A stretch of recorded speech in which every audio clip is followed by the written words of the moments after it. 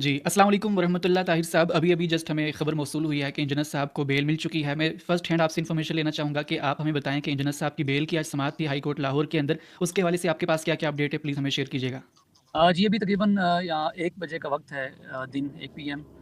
और अभी हम हाई कोर्ट से बिल्कुल अभी निकले हैं। आज हाई कोर्ट लाहौर जो Lahore high court Rawalpindi bench में केस की समाअत थी। हिज़ लॉर्डशिप मिस्टर जस्टिस सदाकत अली ख़ान साहब ने उसकी समाअत की है और तकरीबन 12:15 पे इस केस की समाअत हुई है और उनकी तरफ से ये एक प्ली लिया गया था कि हम इसमें फ़र्दर टाइम जो लेना चाह रहे हैं। तो उसमें ऑनरेबल जो जज साहब हैं उन्होंने कहा कि बिल्कुल इसमें हम टाइम नहीं देंगे आपको, और फर्दर चूँकि हमने इसको ऑलरेडी रिमांड किया हुआ है इस केस को और हम इसको आज ही हमने डिसाइड करना है, तो आप इसमें आज आर्गूमेंट करें और हम इसको डिसाइड करेंगे। तो वो फिर आज अल्हम्दुलिल्लाह इसमें जो है वो अल्लाह पाक ने बड़ा इसमें करम था कि आज जो है ना लाहौर हाई कोर्ट से रावलपिंडी बेंच से ज़मानत मंजूर हो गई है और बस अभी इंशाल्लाह वो एज़ सून एज़ पॉसिबल अपने फैमिली के साथ होंगे इंशाल्लाह। जी, बहुत शुक्रिया ताहिर साहब। हम तो आपका भी शुक्रगुज़ार हैं कि आपने बड़ी मेहनत के साथ इस केस को अच्छे से प्रोसीड किया। मैं जानना चाहूँगा कि बेल तो मिल चुकी है, ज़मानत मिल चुकी है, क्या ये रिटन फ़ॉर्मेट के अंदर भी हमारे पास आ चुकी है? जी, बस थोड़ी देर में हमारे पास आ जाएगी इंशाल्लाह। हमने उसको अप्लाई कर दिया है और बस ये कल तक तकरीबन ये हो जाएगा इंशाल्लाह।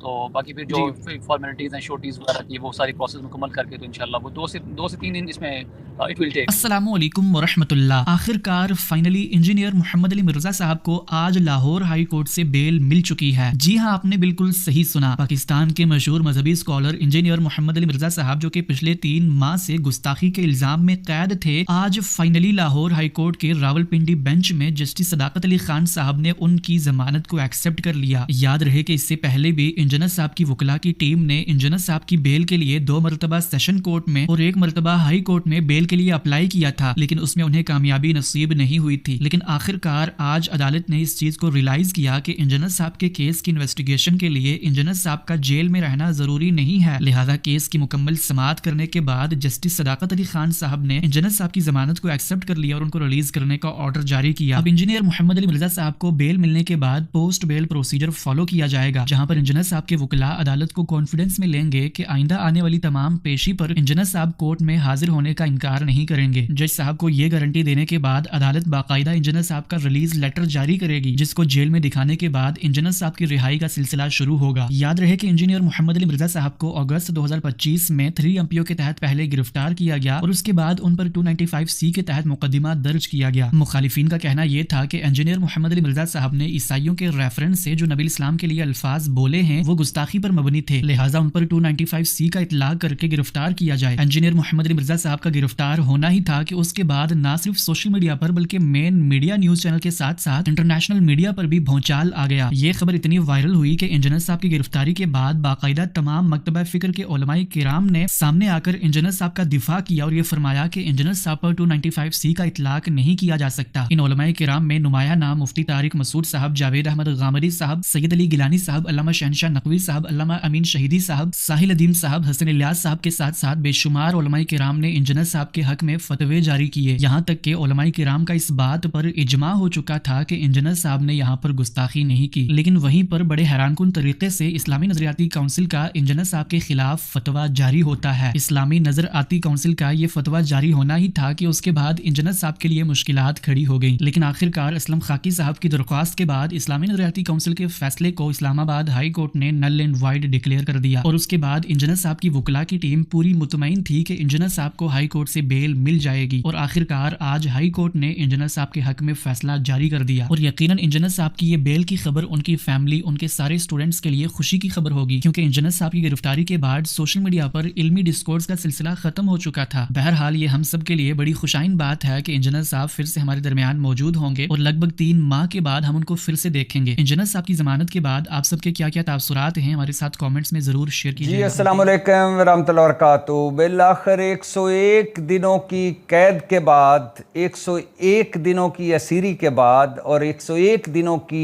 जेलों और हवालातों के बाद इंजीनियर मोहम्मद अली मिर्ज़ा को ज़मानत मिल गई। जी हाँ, लाहौर हाई कोर्ट के रावलपिंडी बेंच के जस्टिस सदाकत अली अब्बासी ने आज मारूफ मजहबी स्कॉलर इंजीनियर मोहम्मद अली मिर्ज़ा को ज़मानत पर रिहा करने का हुक्म दे दिया।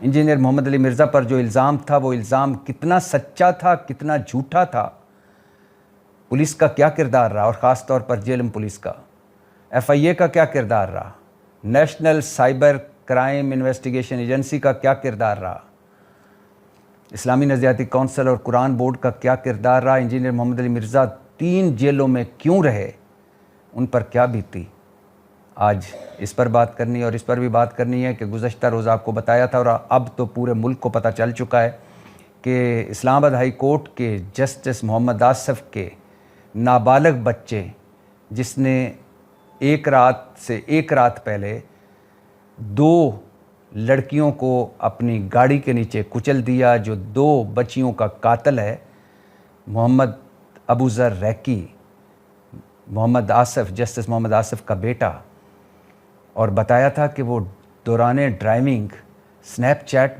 بنا رہا تھا اور اسے پتہ ہی نہیں چلا کہ تیز رفتار گاڑی شارع دستور پر، اور یہ بھی بتایا تھا کہ اب اس ملک میں دستور تو رہ نہیں گیا، شاہراہ ضرور ہے، ایک سڑک ضرور ہے اسلام آباد میں، رات 1:15 بجے شارع دستور پر 2 بچیاں جو اسکوٹی پر آ رہی تھیں، دونوں سہیلیاں تھیں، ان کو کچلا، دونوں موقع پر جاں بھاگ کھو گئیں۔ 2 بچیوں کا قاتل جسٹس محمد آصف کا بیٹا محمد ابوذر ریکی۔ یہ یہاں تک تو آپ کو کل بتایا تھا کہ اسے پولیس نے گرفتار کر لیا ہے، 4 روزہ ریمانڈ پر ہے، لیکن اب جو کہانی سامنے آئی ہے یہ وہ کہانی ہے کہ جس نے دماغ کو چکرا کر رکھ دیا ہے، اور ایک بار پھر ثابت ہو گیا ہے کہ یہ امیر زادوں کا، بااختیار لوگوں کا، بڑے عہدوں پر رہنے والوں کا جو مائنڈ سیٹ ہے، اس سے زیادہ شرمناک مائنڈ سیٹ کوئی نہیں ہو سکتا۔ یہ میں کیوں کہہ رہا ہوں ابھی بتاتا ہوں، لیکن اس پر بات کرنے سے پہلے، اس دکھ کو بیان کرنے سے پہلے ایک اچھی خبر کی طرف بڑھ جاتے ہیں۔ ایک اچھی خبر آپ کو جو میں نے سنانی ہے، جس کا انٹرو آپ کو دے چکا ہوں، جس کا ابتدائیہ آپ کو بتا چکا ہوں، کہ بالآخر 101 دنوں کی قید، 101 دنوں کی اسیری اور 101 دنوں کی جیلوں اور حوالاتوں کے بعد معروف مذہبی اسکالر انجینئر محمد علی مرزا کو ضمانت مل گئی۔ لاہور ہائی کورٹ کے راولپنڈی بینچ کے جسٹس صداقت علی عباسی نے انہیں ضمانت پر رہا کرنے کا حکم دیا، اور انجینئر محمد علی مرزا نے ایک پوڈ کاسٹ کیا، اس پوڈ کاسٹ میں ایک حوالہ دیا، کوئی خود بات نہیں کی، اور وہ حوالہ عیسائی برادری کی طرف تھا، یعنی مذہبی حوالہ تھا۔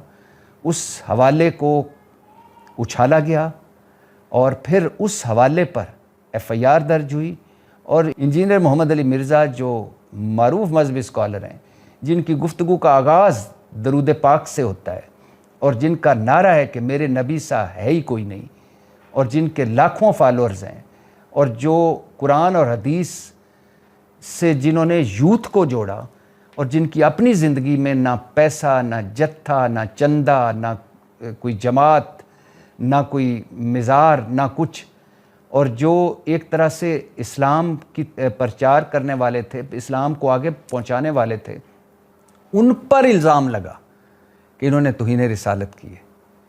یعنی میں حیران ہوتا ہوں اس ملک میں کہ ہمارے مذہبی علماء، ویسے تو نبی حضرت محمد مصطفیٰ صلی اللہ علیہ وسلم مجھ جیسے، میرے جیسے گناہ گار کی بھی ریڈ لائن ہے، میں اور میری 7 نسلیں ان پر قربان، ختم المرسلین، آخری نبی، آخری انسان تک کے نبی، اور حضرت محمد مصطفیٰ صلی اللہ علیہ وسلم رحمۃ العالمین، مجھ جیسا گناہ گار بھی نبی حضرت محمد مصطفیٰ صلی اللہ علیہ وسلم کے حوالے سے جب ان کا نام آتا ہے تو دل کرتا ہے سب کچھ قربان کر دیں۔ اور انجینئر محمد علی مرزا، معروف مذہبی اسکالر، ان پر یہ الزام لگا۔ خیر، اس پر بعد میں آتے ہیں۔ پہلے بتا دوں کہ انجینئر محمد علی مرزا کو 25 اگست کو 3 MPO کے تحت پہلے گرفتار کیا گیا، پھر انہیں جیل میں بھجوا دیا گیا، پھر انہیں حافظ آباد جیل شفٹ کر دیا گیا، پھر جیلم کی عدالت میں انہیں پیش کیا گیا۔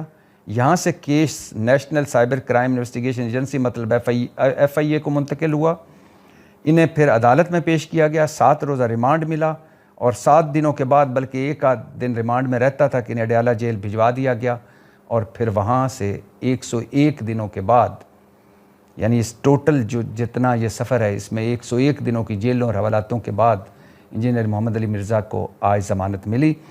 اور اسی دوران جو FIA نے یا NCCIA کے افسر نے اسلامی نظریاتی کونسل سے رجوع کیا کہ ہمیں گائیڈ لائن دی جائے کہ انجینئر محمد علی مرزا نے کیا کیا ہے یا جو کچھ کہا ہے یا جو حوالہ دیا ہے ایک پوڈ کاسٹ میں، اس پر ان پر یہ الزام یا یہ مقدمہ یا یہ کیس بنتا ہے کہ نہیں.